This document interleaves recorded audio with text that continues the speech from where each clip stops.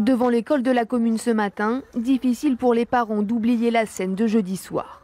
Ça a été très dur. Moi et ma fille, on était présentes, on pleurait. Cet après-midi-là, à 16h30, les gendarmes interviennent pour amener un garçon de 10 ans à sa mère. Sa sœur de 11 ans a déjà été récupérée au collège. Les maîtresses de l'école, les maîtresses ont essayé de discuter avec eux, de leur dire attendez que le papa soit là, tout ça. Ils n'ont rien voulu savoir. Le petit garçon, il est parti vraiment en pleurant. Le père des enfants arrivera finalement après l'intervention et filmera ces images. Et ben voilà, on m'a pris les enfants devant l'école sans que je puisse leur dire au revoir. Si les gendarmes sont intervenus, c'est parce que ce père de famille n'a pas rendu les enfants à leur mère depuis près de 3 ans. Il a constitué un dossier. Selon lui, le nouveau compagnon de son ex-épouse est dangereux.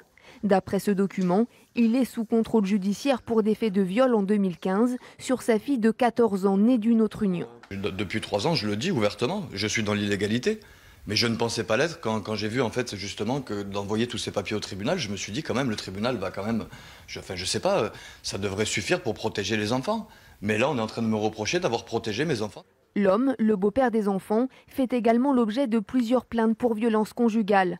Marc Martin pense que ses enfants sont en danger. Selon lui, une autre solution était possible.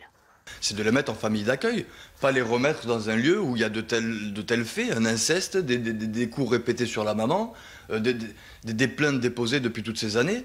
Et là, on me dit que depuis 3 ans, en fait, parce qu'on ne sait pas ce qui se passe là-bas, parce que mes enfants, du coup, ne sont pas là-bas, ah ben, il a peut-être changé. Mais c'est un peu facile, quand même. Le père de famille déplore également ne pas avoir eu de nouvelles de ses enfants depuis jeudi soir. Il aimerait pouvoir leur apporter leurs affaires personnelles en Ariège où ils vivent désormais.